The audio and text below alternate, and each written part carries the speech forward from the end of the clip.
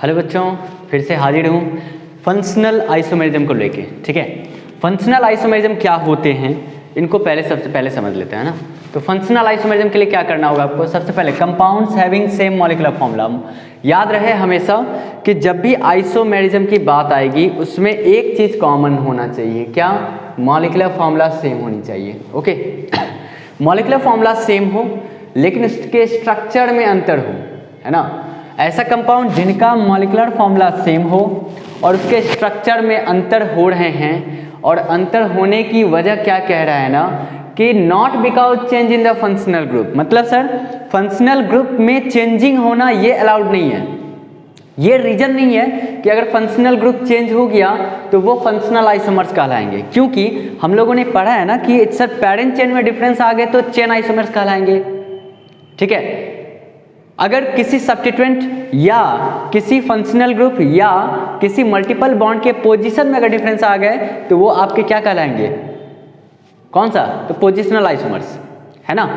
लेकिन उसी तरह से हम लोग सिक्वेंसली हम कह सकते हैं ना सर कि फंक्शनल ग्रुप में अगर डिफरेंस आ गया तो फंक्शनल आइसोमर्स, लेकिन ऐसा कहना उचित नहीं है।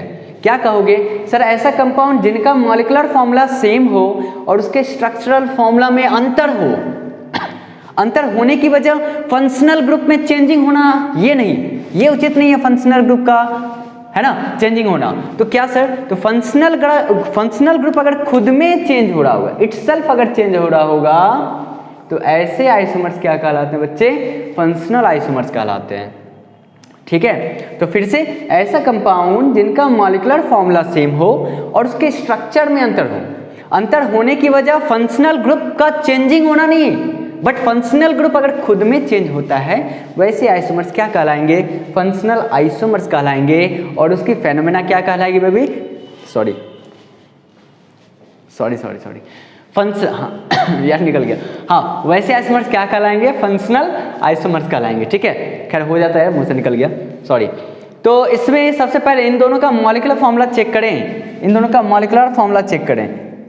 कार्बन कितने बच्चे? 2 हैं। हाइड्रोजन कितने हैं? 6 हैं। ऑक्सीजन कितने हैं? 1 है। कार्बन 2 हैं, हाइड्रोजन 6 और ऑक्सीजन 1 है। ओके, इसमें कार्बन कितने बेटा? कार्बन है 2, हाइड्रोजन कितने हैं? 6, ऑक्सीजन कितने हैं? 1। सर मॉलिक्यूलर फॉर्मूला सेम हो गया सर।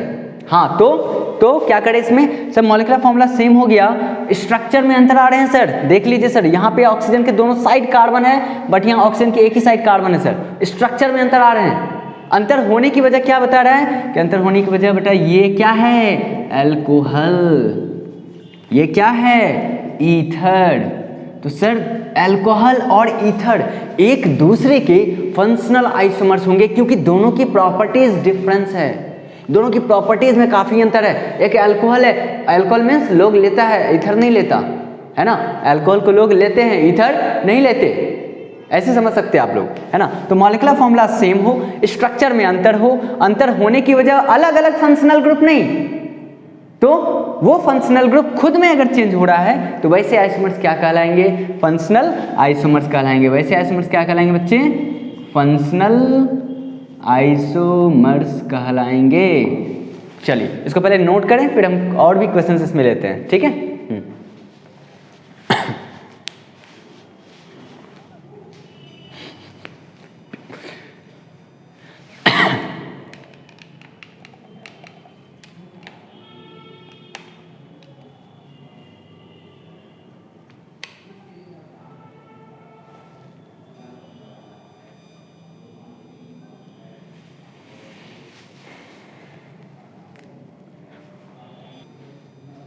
ओके बच्चों, अब आगे हम लोग देखते हैं और भी सवाल। जैसे मान लीजिए हमने लिया CH3, CH2, CH2, C double bond OH। ये एक सवाल है, इसका नाम बताना। क्या बोलेंगे? 4 कार्बन की चेन है, ब्यूटेन और एल्डिहाइड है। एल्डिहाइड का सफिक्स क्या होगा?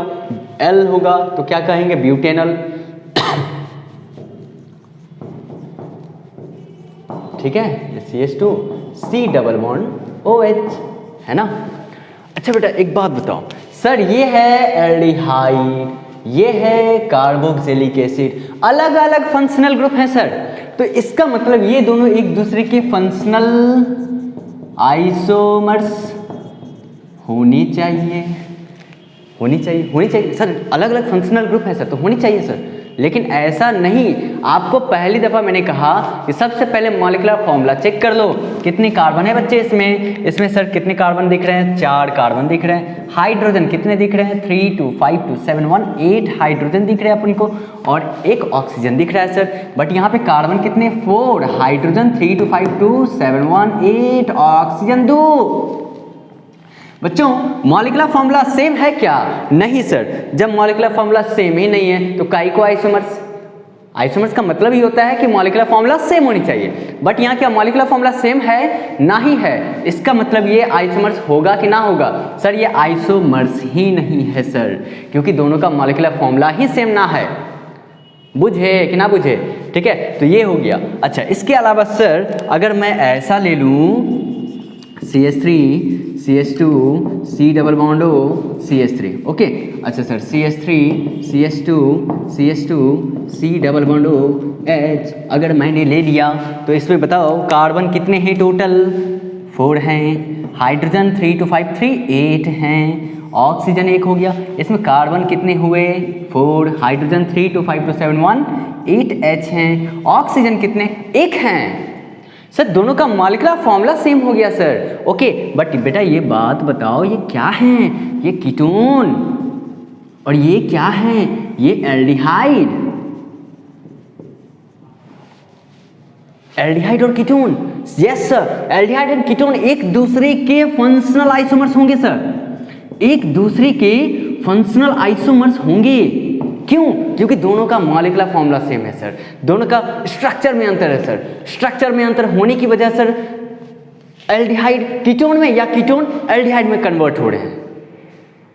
बात आई समझ में? तो इसलिए अगर मॉलिक्यूलर फॉर्मूला सेम हो, स्ट्रक्चर में अंतर हो, अंतर होने की वजह अलग अलग फंक्शनल ग्रुप ना होनी चाहिए।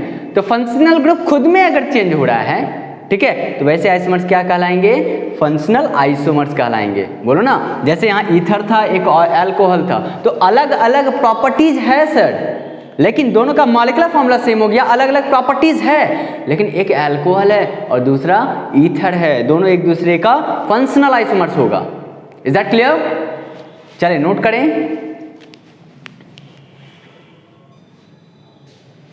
अब आते हैं बच्चों, अब कुछ और भी सवाल देख लेते हैं, ठीक है। जैसे CH3 CH2 CH2 C double bond OH, okay. CH3 CH2 C double bond O के साथ मैंने लगा दिया यहाँ पे CH3।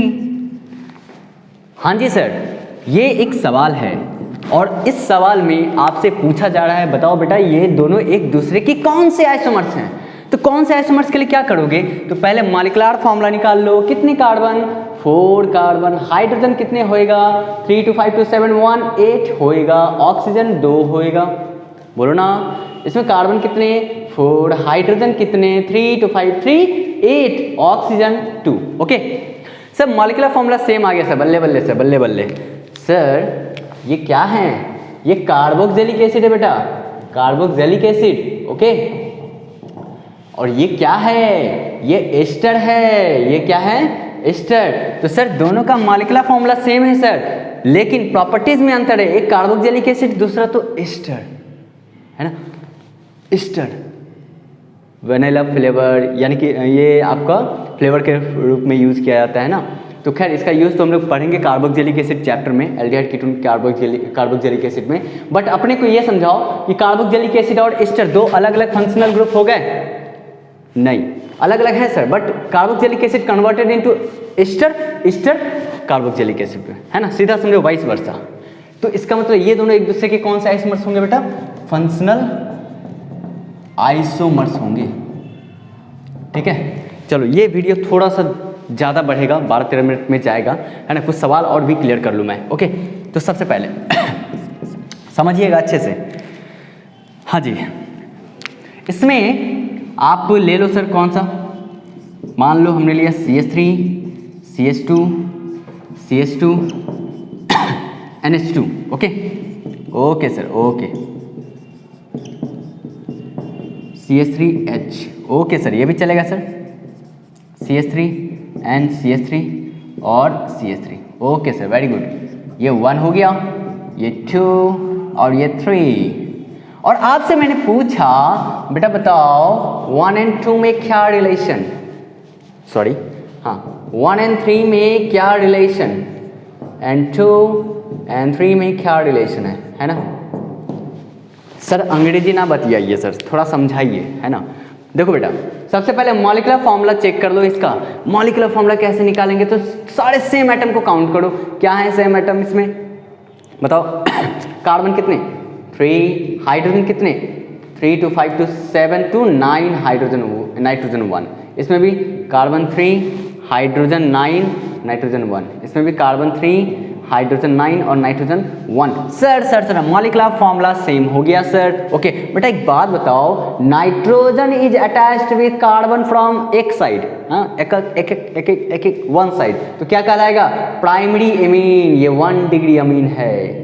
Nitrogen is attached with carbon from दोनों साइड, तो क्या कहलाएगा ये 2 डिग्री अमीन, सेकेंडरी अमीन कहलाएगा। ये नाइट्रोजन इज अटैच्ड विद तीनों साइड, है ना, क्या कहलाएगा ये tertiary amine, that means 3 degree amine. ठीक है, आपने पढ़ा होगा कि 1 degree amine, 2 degree amine, 3 degree amine, तीनों अलग अलग टाइप के फंक्शनल ग्रुप हैं। तो बेटा फंक्शनल ग्रुप में डिफरेंस आ गया, तो ये दोनों एक दूसरे के कौन सा आइसोमर्स कहलाएंगे, फंक्शनल आइसोमर्स कहलाएंगे। ये भी आपके 1 and 3 भी, क्योंकि ये 1 डिग्री तो दूसरा 3 डिग्री, ये 2 डिग्री तो दूसरा 3 डिग्री। सर ये भी आपके फंक्शनल आइसोमर्स कहलाएंगे और ये भी आपके फंक्शनल आइसोमर्स कहलाएंगे। बताइए समझ में आया? अगर समझ में आ रहा हो तो ठोको लाइक, ठीक है, शेयर करो, सब्सक्राइब करो, ठीक है, और कमेंट तो जरूर करें बच्चे कैसा लग रहा है, ये समझ में आ रही है कि नहीं आ रही है। ओके तो फटाफट नोट करें इसको।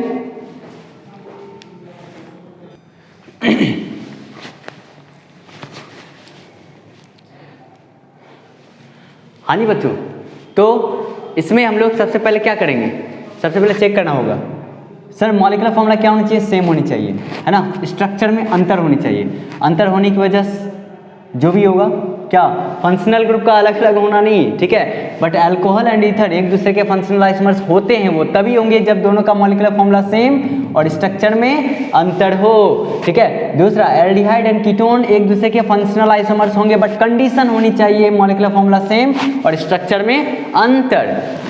उसके बाद एस्टर कार्बोक्सिलिक एसिड, है ना, एक दूसरे के फंक्शनल आइसोमर्स होंगे, लेकिन कंडीशन क्या है सॉरी मॉलिक्यूलर फॉर्मूला सेम और स्ट्रक्चर में डिफरेंस होनी चाहिए। उसका 1 degree amine, 2 degree amine, 3 degree अमीन, ये तीनों के तीनों बेटा एक दूसरे के फंक्शनल आइसोमर्स होते हैं, एक दूसरे तीसरे के फंक्शनल आइसोमर्स होते हैं, बट कंडीशन वही होनी चाहिए मॉलिक्यूलर फॉर्मूला सेम और स्ट्रक्चर में अंतर होनी चाहिए। इवन कि 1 डिग्री एसिडामाइड बोलो, 2 डिग्री एसिडामाइड बोलो या 3 डिग्री एसिडामाइड बोलो, ये भी अलग अलग फंक्शनल आइसोमर्स होते हैं, लेकिन कंडीशन क्या होनी चाहिए मॉलिक्यूलर फॉर्मूला सेम और स्ट्रक्चर में अंतर, है ना। समझ में आई?